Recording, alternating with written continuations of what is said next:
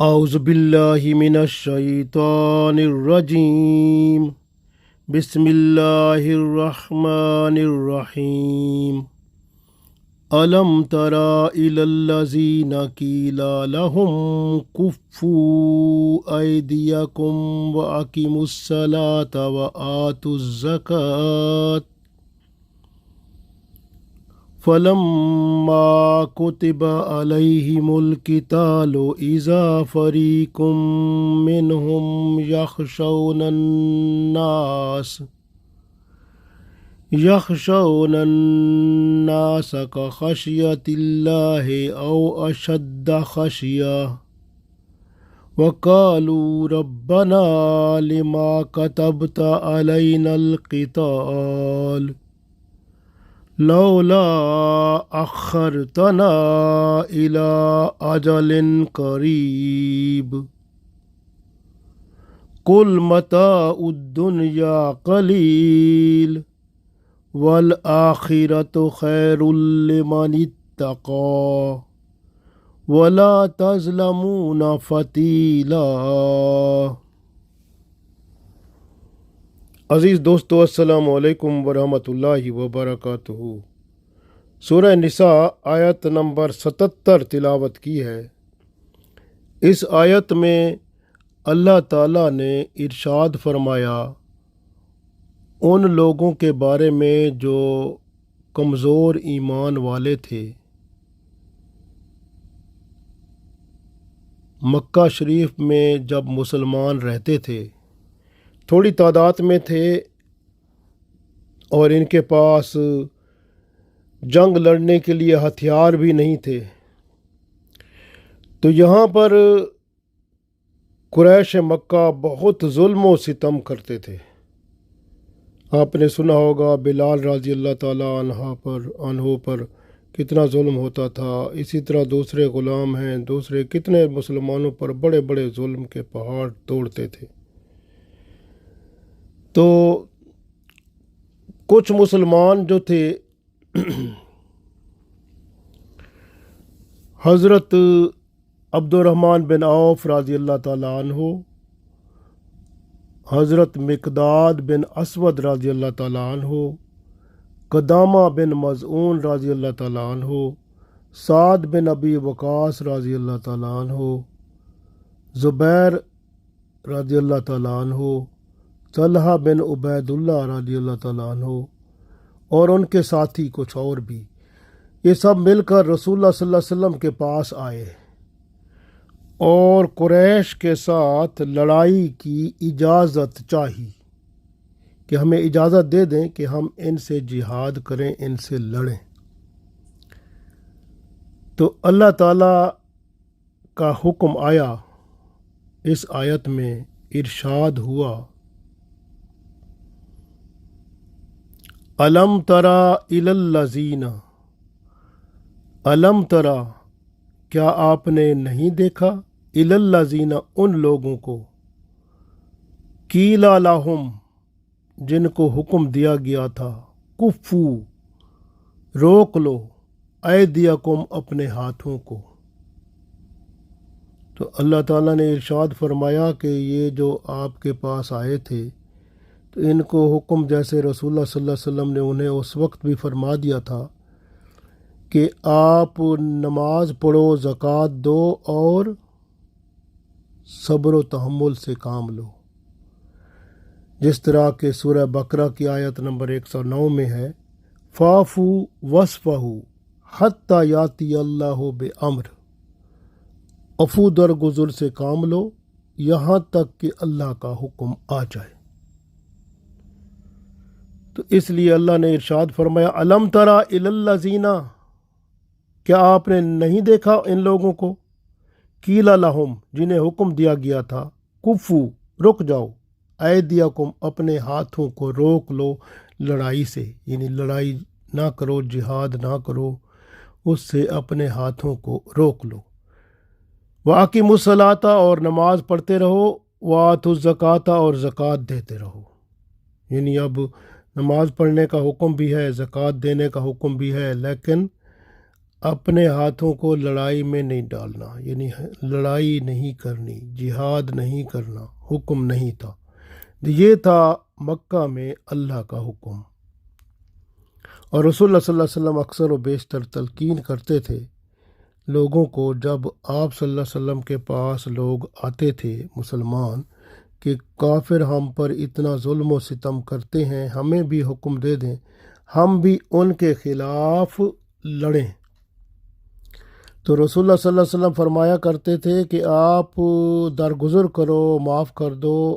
اللہ تعالیٰ حکم عطا فرمائے گا تو پھر میں آپ کو بتاؤں گا،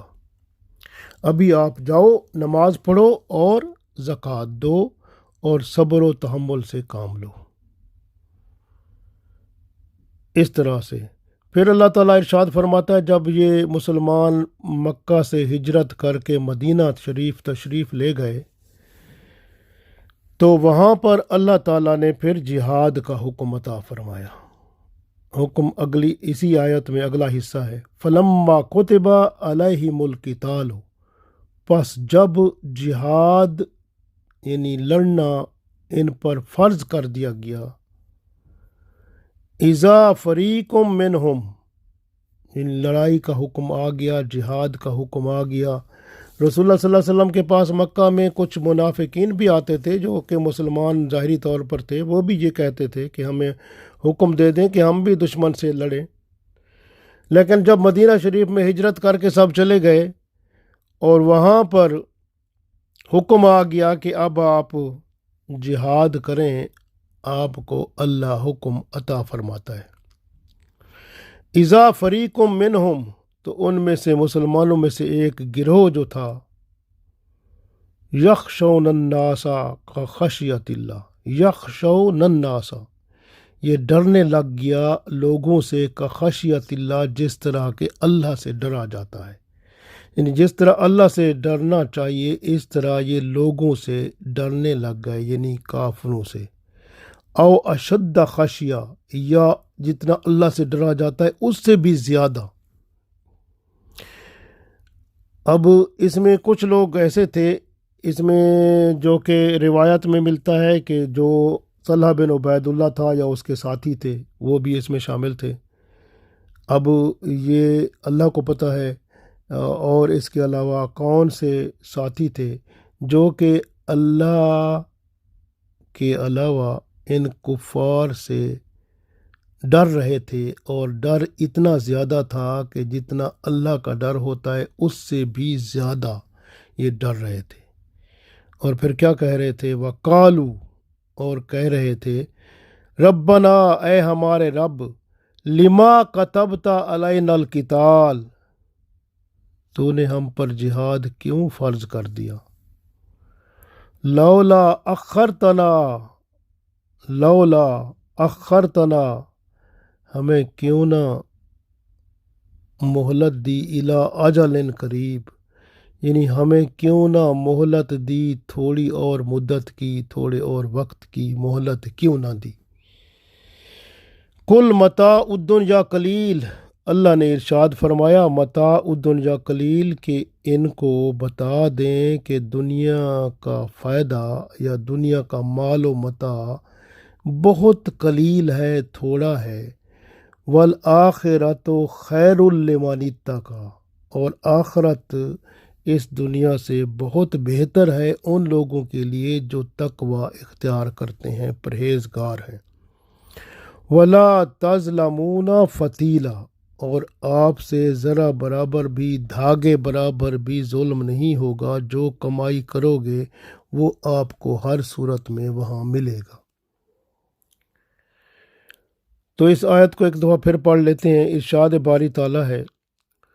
الم تری الی الذین قیل لہم کفوا ایدیکم واقیموا الصلاۃ وآتوا الزکاۃ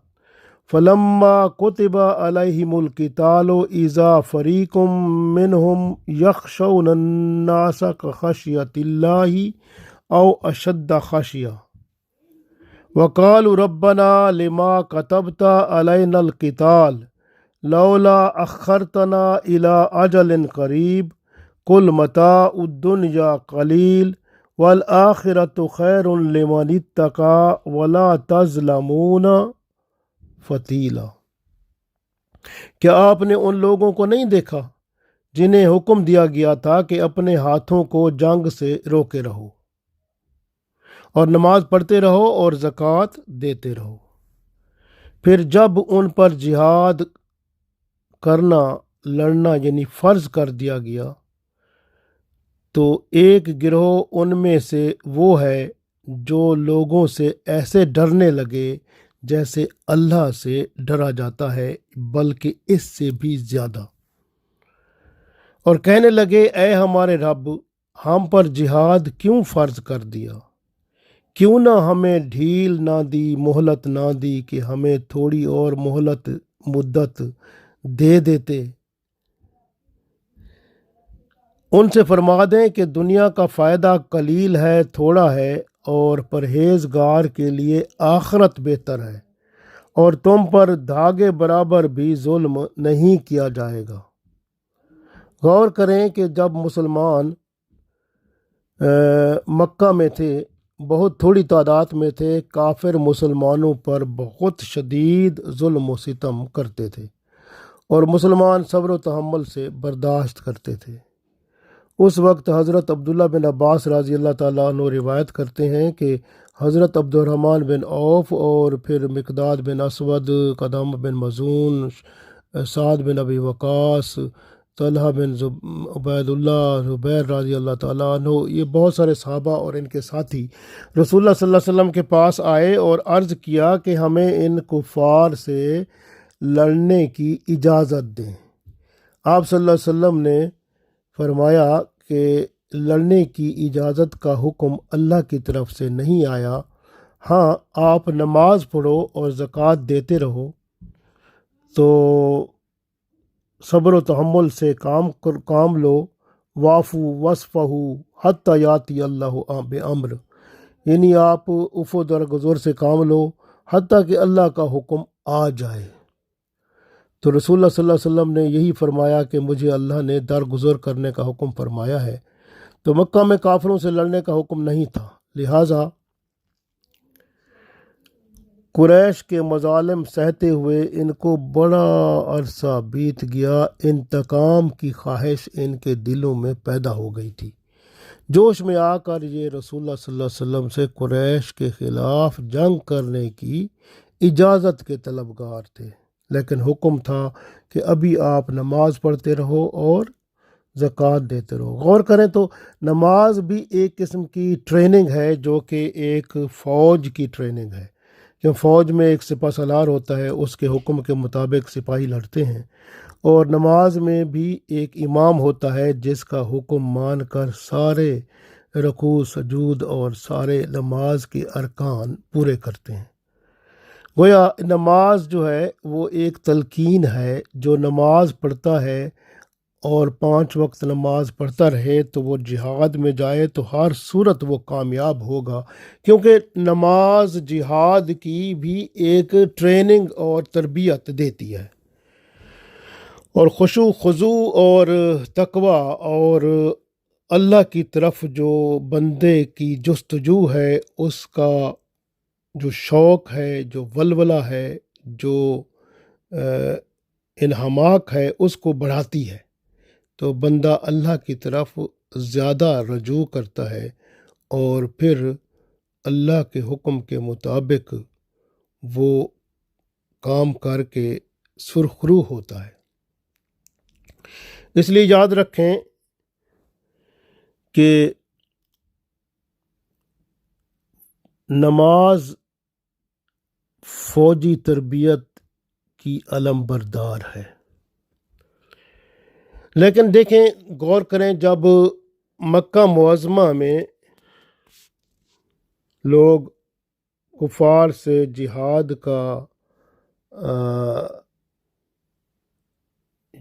کی اجازت لے رہے تھے رسول اللہ صلی اللہ علیہ وسلم سے کہ ان سے ہم لڑیں، لیکن آپ صلی اللہ علیہ وسلم نے فرمایا درگزر کریں، اور ان میں سے کچھ ایسے بھی تھے جو جب حکم ہوا مدینہ شریف میں، اللہ کا حکم آیا فلما کتب علیہم القتال، اب تم جہاد کرو، لڑو काफिरों से अल्लाह का हुक्म आ गया, तो जब हुक्म आया, जिहाद का हुक्म हुआ, तो वो छुपने लग गए, अपने आप को छुपाने लगे। और इज़ा फरीकुम मिनहुम, उनमें से एक ऐसा गिरोह था, यख्शौनन्नासा, लोगों से इतना डर खौफ उसमें पैदा हो गया, का खशियतिल्ला, जिस तरह के बंदा अल्लाह से डरता है, औ अशद खशिया, बल्कि अल्लाह से डरता है, अल्लाह के डर से भी ज़्यादा डर उनमें पैदा हो गया। ये सूरत हाल हो गई। तो मुसलमानों में यानी ये डर का पैदा होना फितरी बात भी थी कुछ के, क्योंकि जिहाद का हुक्म पहली दफ़ा था और पहले लड़े नहीं थे, इसलिए फ़िक्र था क्या पता हम जाएंगे वहाँ मर जाएंगे। ये आम मुसलमान जो कि कमज़ोर ईमान वाले थे, लेकिन उसके साथ कुछ मुनाफिक भी थे, उनके अंदर भी ये चीज़ थी। तो कहा जाता है कि तलहा बिन उबैदुल्लाह रज़ियल्लाहु तआला अन्हु जो थे, उनके साथी जो थे वो भी डरने लग गए थे इनसे, कुफार से, कि भाई जंग में हम जाएंगे तो वो क्या पता हमारे साथ क्या होगा। तो इस तरह से तो इसमें दो बातें हैं कि एक तो ये है कि वो मुसलमान जो थे वो अर्ज़ करने लगे कि वक़ालू रब्बना लिमा कतबता अलैनल क़िताल, कि हम पर जिहाद इतना जल्दी फ़र्ज़ क्यों कर दिया, लौला अखरतना इला अजलिन करीब, हमें क्यों ना थोड़ी और देर मोहलत दी, अगर थोड़ी और देर मोहलत दी होती तो हम जंगी साजो सामान इकट्ठा करते, हम ट्रेनिंग प्रॉपर कर लेते, और हम फिर इस जिहाद में, इस लड़ाई में तो बड़ा कमाल दिखाते। तो ये कुछ मुसलमानों की राय थी, और कुछ जो कि मुनाफिक थे वो भी ये कहते थे कि हमें जिहाद इतना जल्दी कैसे हो गया, हमें तो मौका मिलता, कुछ दुनिया में रहते, हम दुनिया को एंजॉय करते, तो ये हमें इतना जल्दी, हाँ, वो समझते थे कि हम जिहाद में जाएंगे तो शायद मर जाएंगे, मौत आ जाएगी, इसलिए मुनाफिक जो थे वो मौत से डर रहे थे। यानी अल्लाह का हुक्म था कि इनको फरमा दो कि दुनिया के हिर्स छोड़ दो आखरत के लिए, क्योंकि मुनाफिकों को बावर करा दिया गया कि दुनिया की लज्जतें कलील हैं, कुल मता उद्दुनिया कलील, कि दुनिया की लज्जतें कलील हैं, आखरत की लज्जतें हमेशा रहने वाली हैं। तो इसलिए अल्लाह ने फरमाया इनको बता दो, कुल मता उद्दुनिया कलील, कि दुनिया जो है उसका फ़ायदा जो है बहुत कलील है, वल आखिरत खैरुन लिमन इत्तका, और जो आखरत है वो तकवा वालों के लिए, वो जो परहेज़गार हैं उनके लिए बहुत बेहतर है। तो ये वला तज़लमूना फतीला, और वहाँ पर किसी पर धागे बराबर भी, ज़रा बराबर भी जुल्म नहीं किया जाएगा, जो आप करोगे वही उनको मिलेगा। तो अल्लाह ताला ने इसलिए हुक्म अता फरमाया कि जो है ना, हुक्म अता फरमाया कि आप जो है जितना ज़्यादा आप के अंदर परहेज़गारी और तकवा होगा रब ताला की तरफ, उतना ज़्यादा आपका रजू होगा, तो आप आखरत में उसका सिला ज़रूर पाएंगे। और वला तज़लमून फतीला, आपको उसका पूरा पूरा अजर मिलेगा, धागा बराबर ही नहीं, ज़रा बराबर भी आपको उसमें कमी नहीं होगी, कोई आप पर धागा बराबर, ज़रा बराबर भी जुल्म नहीं होगा, बल्कि पूरा इंसाफ मिलेगा आपको। रसूलुल्लाह सल्लल्लाहु अलैहि वसल्लम फरमाते हैं कि जन्नत में एक कोड़े के बराबर जगह दुनिया और दुनिया में मौजूद जो कुछ है उस सब से बेहतर है। दुनिया दारुल अमल है, जिस कदर यहाँ पर हो नेकियां बढ़ाओ, जिहाद करके अजर हासिल करो, गुनाह घटाओ, एहकाम इलाही में सुस्ती ना करो। जिहाद जो है वो हर सूरत में जब हुक्म हो जाए तो करना पड़ता है, तो जिहाद का हुक्म जब आ जाता है तो वो आपको करना पड़ जाता है। तो जिहाद करने से बंदे के ऊपर कितना फजल होता है, अगर बंदा जिहाद में शहीद होता है तो शहीद ہونا، جب اس کے خون کا پہلا قطرہ زمین پر گرتا ہے تو سارے گناہ معاف ہوتے ہیں، اور شہادت کے بعد جو زندگی ہے وہ ہمیشہ کی زندگی ہے۔ اور جب شہید بندہ ہوتا ہے تو اس کو موت آتی ہے تو اس طرح جس طرح ایک چیونٹی کاٹتی ہے اتنا تھوڑا سا احساس ہوتا ہے، جب کہ عام بندہ مرتا ہے تو 300 تلواروں کے وار جب بندے پر ہوں کتنا درد ہوتا ہے، اتنا درد ہوتا ہے۔ تو اس لیے شہید جو ہے اس کی شان اتنی عظیم ہے کہ وہ ہمیشہ کے لیے زندہ ہوتا ہے۔ اللہ نے فرمایا وہ زندہ ہیں، ان کو ہم دنیا میں بھی رزق دیتے ہیں لیکن آپ کو اس کا پتہ نہیں چلتا۔ اگر بندہ شہید نہیں ہوتا، وہ فتح یاب ہو کر واپس آتا ہے، پھر بھی اللہ تعالیٰ نے ان کے لیے اجر عظیم رکھا ہوا ہے۔ اللہ تعالیٰ نے ان کے لیے کرم، اپنا فضل رکھا ہوا ہے۔ تو یہ اللہ تعالیٰ کا کرم ہے، اور ہمیں حکم ہے کہ جب جہاد کی ضرورت ہوتی ہے تو بندے کو تن من دھن ہر طرح سے نثار کر دینا چاہیے، تاکہ بندہ دنیا اور آخرت میں کامیاب و کامران ہو۔ اللہ تعالیٰ ہمیں توفیق دے، آمین۔